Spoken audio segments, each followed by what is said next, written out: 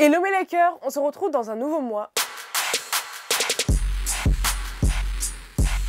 Alors ce mois-ci, j'ai écouté le nouvel album de Zola, Survie, et c'est vrai que j'étais quand même assez déçue. Je pensais que j'allais aimer plus de sons de l'album, et les seuls sons que je vais continuer à écouter, c'est Papillon,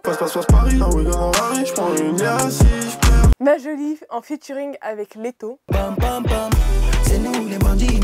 ensuite Moula,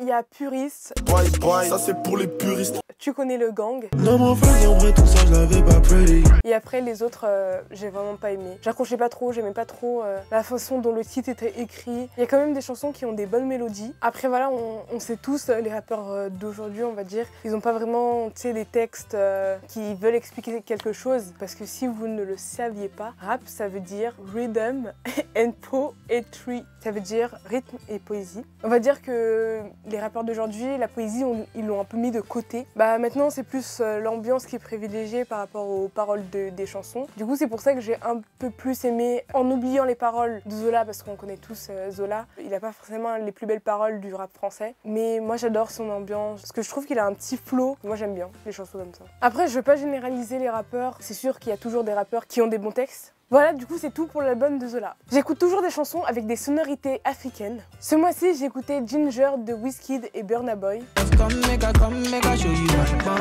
Et j'écoute aussi Party with Jagaban de Midas de Jagaban.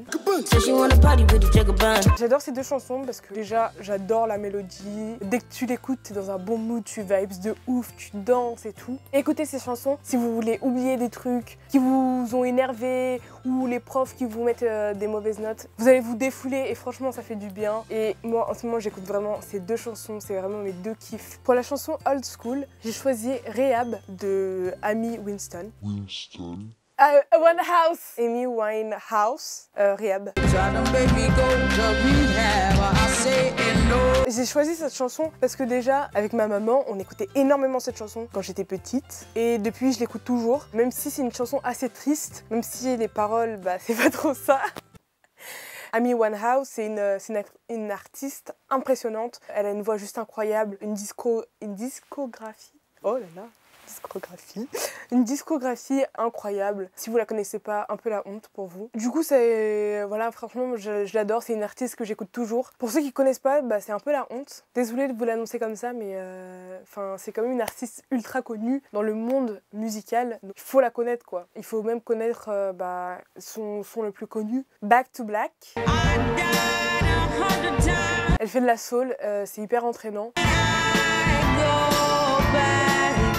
Voilà, donc après ma vidéo, si vous ne connaissez pas cette artiste, allez sur YouTube, allez la découvrir, allez voir son talent, parce que c'est super important déjà pour votre culture musicale, ou même c'est quand même quelque chose qu'il faut connaître, parce que c'est une artiste immense. Mais malheureusement, elle fait partie du Club des 27. Donc si vous ne savez pas ce que c'est le Club des 27, c'est plein d'artistes qui sont morts à l'âge de 27 ans. Il y a le chanteur de Nirvana, Kurt Cobain, du coup Amy Winehouse, Jimi Hendrix, Janis Joplin, Jim Morrison, et la liste est quand même assez longue. Ce mois-ci, j'ai regardé La Flamme, disponible sur Canal+.